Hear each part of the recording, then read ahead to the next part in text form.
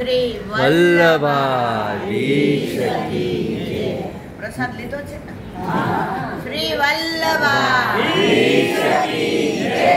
ગિરિરાજ ધરણ કી જય. ગુસાઈજી પરમ દયાળ કી જય. ગોકુલનાથ કી જય. દયાળ કી જય. વિત્રિયાલાલ કી જય. માથે વિરાજતા સેવ્ય સ્વરૂપ જય.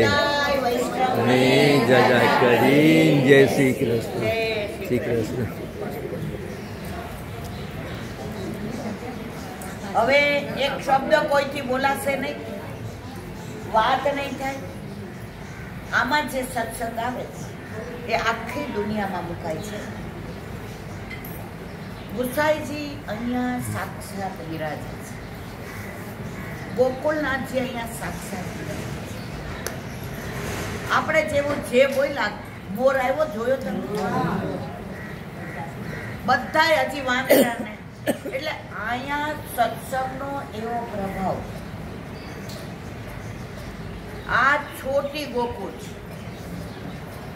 અને અમારા અમદાવાદનો પ્રાણ હોય તો અસારવા બેઠકજી છે. તમે રળિયામણું જોઈ? તમને વ્રજની યાદ આવી? સાચું કહો છો ને બધા? વ્રજ યાદ આવે ને ત્યારે અહીંયા આવી જાવ. અમે નાના હતા ને તો વ્રજમાં બધાય જાય ને તો પેલા અહીંયા આવે. અહીંયા ગુસાઈજીની આજ્ઞા લે અને પછી વ્રજમાં જાય. એનું પ્રગટ પ્રમાણની તમને નાની વાત કરું. ગુસાઈજી પાસે એક સેવક આવ્યા તો કે મને વ્રજ લીલાની બધી વાતો કરો, ગુણાનું વાત કરો. મને ભાગવત સુબોધિનીજી સમજાવો ને. બહુ બધું કીધું તોય ઓલાને કાંઈ મજા ન આવી. તો એ કે ગુસાઈજી કે અહીંયા જા નાગજી ભટ્ટ પાસે અસારવા. અને અહીં આવ્યા, બધું સમજાઈ ગયું. આ ભૂમિ એવી છે. અહીંયા આજની તારીખમાં પણ સાક્ષાત ગુસાઈજી બિરાજે છે. બાવા અત્યારે પરિક્રમામાં છે. બાકી હોય તો આ તમને બધાને જોઈને એટલા રાજી થાય અને બધાને આશીર્વાદ આપે અને થોડું અહીંની વાત પણ કરે. પણ કાંઈ નહીં, બાવા વ્રજમાં છે પણ આપણા બધાની સુધી ત્યાં લે. એટલે અત્યારે આપણે બધાય બાવાના ચરણારવિંદમાં ખૂબ ખૂબ દંડવત કરીએ, ખૂબ ખૂબ દંડવત કરીએ, ખૂબ ખૂબ દંડવત કરીએ. અને ગોધરામાં તો ઉત્સવ મંદિર કોનું છે? બાવાનું જ છે. એમાં તમે જાઓ તો તમને ઉત્સાહ આવ્યા વિના નો રહે, આનંદ આવ્યા વિનાનો. કારણ કે છે જ ઉત્સવ મંદિર. તો જો અસારવાનું તમે બધાય વાંચ્યું હશે, સાંભળ્યું હશે, છતાંય થોડુંક અનુસંધાન કહું એટલે તમને બધાને અહીંયા આવવાનો આનંદ આવે. તમે બહારથી આવ્યા તો તમને આમ જાણે ગુસાઈજી સાક્ષાત બિરાજતા હોય એવા ટોડલા, એવા આ 500 વર્ષ જૂનું છોકરનું વૃક્ષ. હમણાં દશેરા આવે ને, આ વખતે તો છે ને જે અહીંયા શસ્ત્રની ને ઘોડાની પૂજા થાય. આ વૃક્ષ છે ત્યાં. હવે તમે ગુસાઈજીના દર્શન કર્યા બધાએ, ગોકુળનાથજીના કર્યા. જે પૂરું તિલક છે એ ગુસાઈજી છે અને જે વચ્ચેથી બાંધેલું નથી એ ગોકુળનાથજી. અહીંયા પણ ગોકુળનાથજીના બેઠકજી છે. અહીંયા ગોકુળનાથજીના બેઠકજી ઓરીખેલના. હવે તમે પેલો દીવો જોયો પ્રગટ, દર્શન કર્યા ને? અહીંયા 2 દીવા પ્રગટ છે. એક અહીંયા ગોપીનાથજીનો દીવો અને અહીંયા ગોપાલદાસજીનો.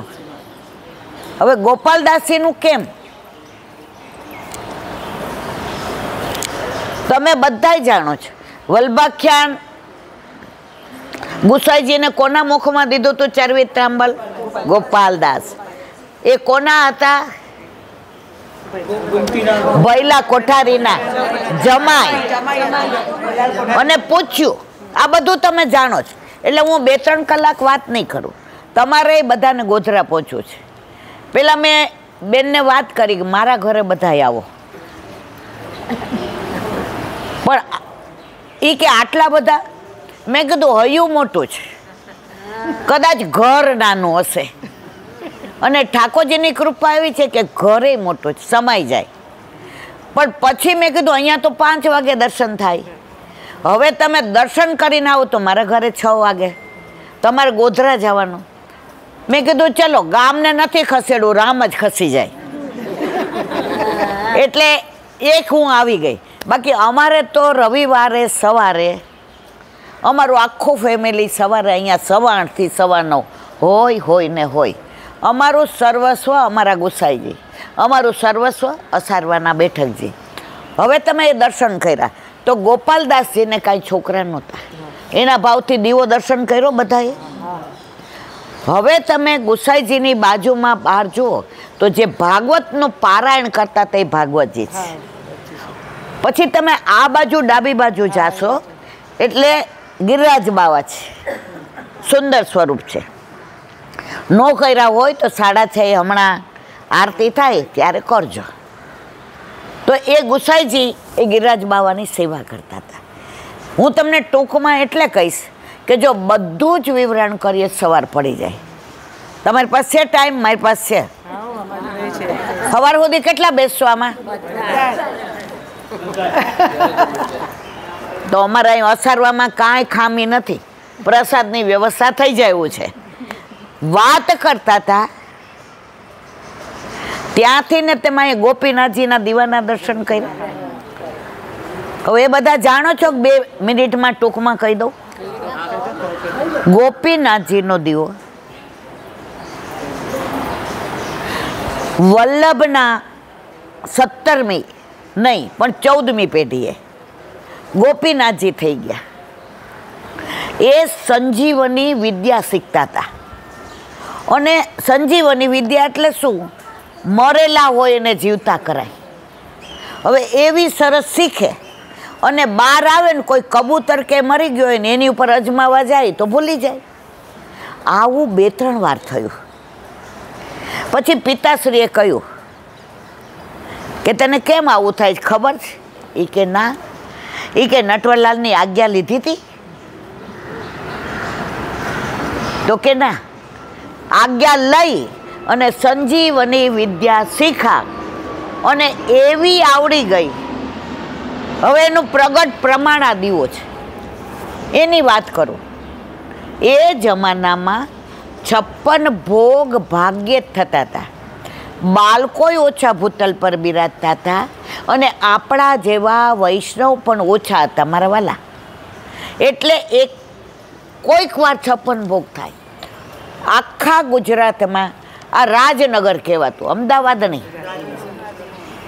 કર્ણાવતી રાજકીય નામ છે પણ રાજનગર ગુસાઈજીનું આપેલું નામ. તો આ શું હતું? રાજનગર. તો રાજનગરમાં 56 ભોગ થયો. હવે આજુબાજુના ગામડા ને શેર ને બધાને ખબર પડી, હા ડોસીવાળાને પોળે નટવરલાલ શ્યામલાલ 56 ભોગ આરોગવાના છે. ગાડા ને ઘોડા ગાડી ને એ જમાનામાં આવું પ્લેન ને બધું બસ ને બધું નહોતું મારા વાલા. 15 દિવસે ત્યાં પહોંચાય. પણ જે આતુરતા હતી, અત્યારે કેમ આતુરતા વહી ગઈ છે? કલાકમાં દિલ્હી પહોંચી જાય, આતુરતા નથી. વ્રજમાં જવું છે, સંપર્ક ક્રાંતિની ટિકિટ કરાવો, ના મળી તો પ્લેન નહીં કરાવો, આતુરતા રહી?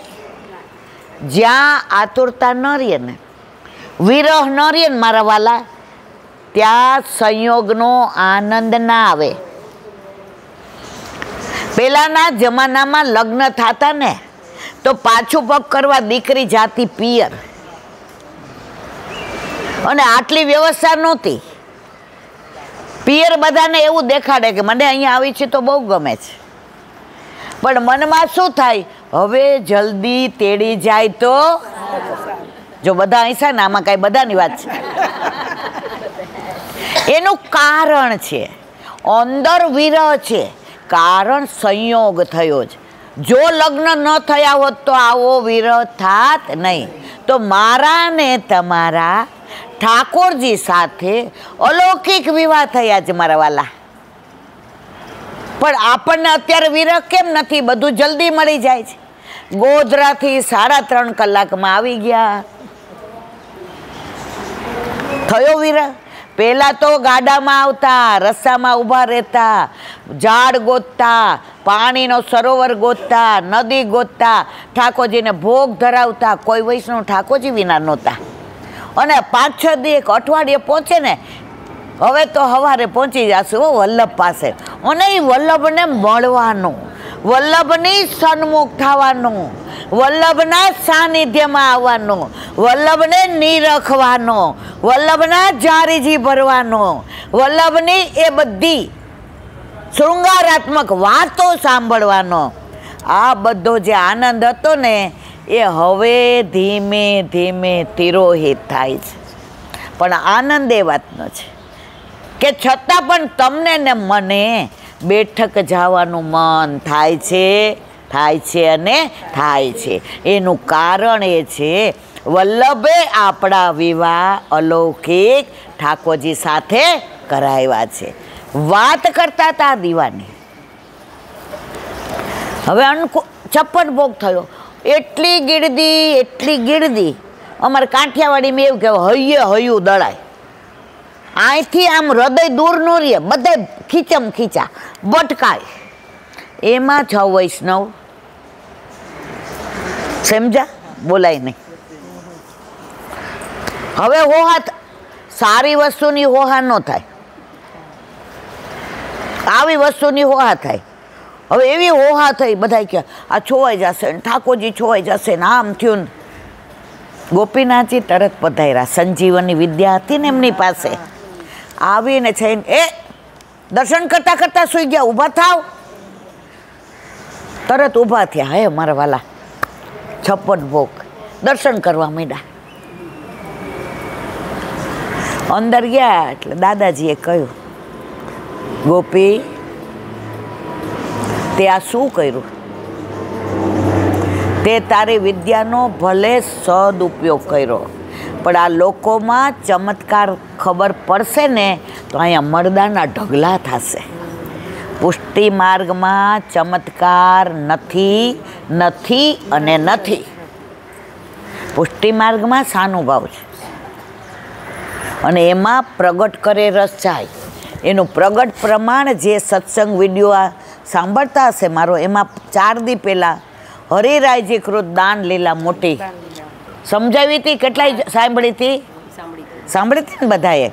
એમાં છે સામનેજીને કહે છે, સામનેજી કહે છે, પ્રીત હિયે મેં રાખીએ પ્રગટ કરે રસ જાય.